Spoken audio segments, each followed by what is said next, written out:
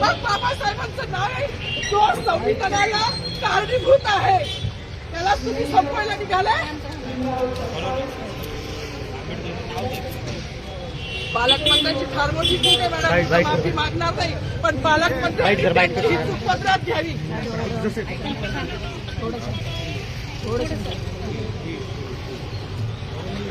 मला मीडियाशी घेणं नाही मॅडम, मला सस्पेंड केलं, मी वाळूचे गारे उपसी, मी माती काम करीन, पण बाबासाहेबांची ओळख पुसून येणार नाही. मला सस्पेंड करायचं करू शकता मॅडम. बाबासाहेबाला संपवायचं काम करायचं नाही.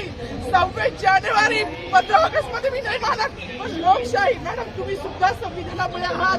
पालकमंत्री सुद्धा पालकमंत्री संविधानामुळे आहे. कोणताही जाती भेट नाही, सगळी समानता दिली आहे. बाबासाहेबांचं नाव आता तरी भाषणात येईल, मग तरी भाषणात येईल. ज्या लोक संविधानाला लोकशाहीला कारणीभूत नाही त्यांची नावं वारंवार घेतली गेली. मग जो संविधानाला कारणीभूत आहे तो प्रजासत्ताक दिनाचा जो मानकरी आहे त्याचं नाव भाषणात का नाही.